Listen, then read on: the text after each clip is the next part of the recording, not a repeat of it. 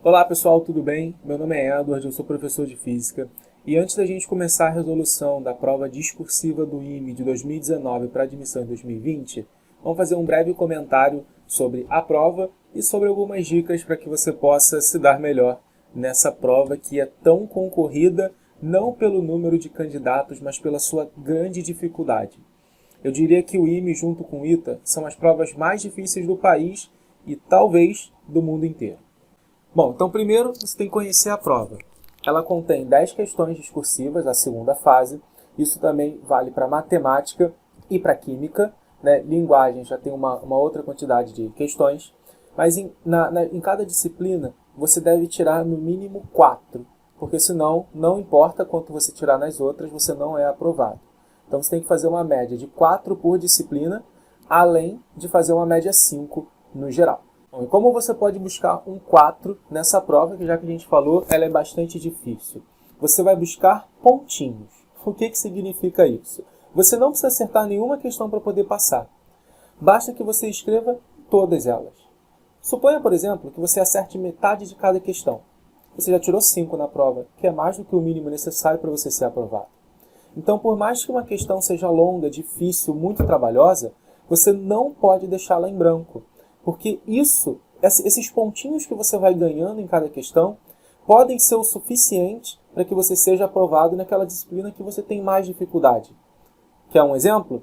Quando eu fiz a prova em 2008, a prova de matemática estava super difícil. Ou eu não sabia nada, tanto faz. No final, eu escrevi em todas as questões de matemática e tirei 4.1. 4.1, ou seja, sobrou 0,1 ainda.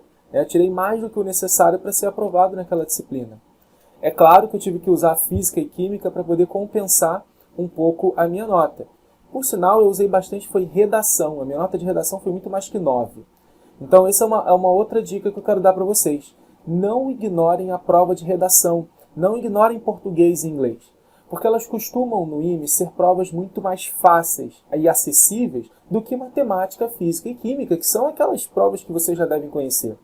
Então, se você tira uma nota muito boa em português, isso pode compensar não só a sua média para ser aprovado, mas como também você fazer uma boa classificação. Então essa é a segunda dica. A primeira, escreva em todas as questões, ganhe pontinho em todas elas. Segunda, não ignore linguagens na sua prova. Terceira dica, quando você fizer uma prova discursiva, você tem muito mais tempo para fazer a prova do que se você fizesse uma prova objetiva. Você tem ali uma média de 24 minutos para fazer cada uma das questões da sua prova discursiva. 24 minutos parece bastante tempo, mas na hora da prova talvez não seja tanto tempo assim para você poder relaxar demais na hora da prova. Mas claro que você faz com muito mais tranquilidade do que fosse uma prova objetiva, que em geral você tem 4, 5 minutos no máximo para fazer cada uma das questões. Então você pode ler primeiro toda a prova, as 10 questões, não tente fazer ainda, leia todas as 10 questões, e já dentro da sua cabeça, você consegue diferenciar aquelas que você não entendeu nada do enunciado, que você vai ser a última que você vai tentar, você vai escrever alguma coisa só para ganhar os seus pontinhos. E aquela que você já tem uma ideia de aqui eu tenho que marcar a força-peso, aqui eu tenho que igualar as forças, aqui eu tenho que fazer momento, aqui eu tenho que fazer lei de Snell, aqui é um circuito. Então o seu cérebro já vai resolvendo automaticamente as questões no seu inconsciente. Por isso que é legal você resolver, você ler a prova inteira antes de começar a resolução dela.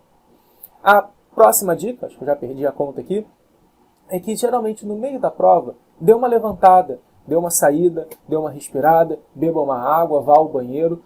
Por quê? Você fica tão preso ali tentando fazer aquelas questões que às vezes você fica focado demais e o que o seu corpo precisa, o seu cérebro precisa é relaxar. Você já deve ter tido aquela experiência de tentar resolver insanamente uma questão e não conseguir no dia seguinte acordar, resolver e falar, é assim que se faz. Na hora da prova você tem que buscar essa sensação.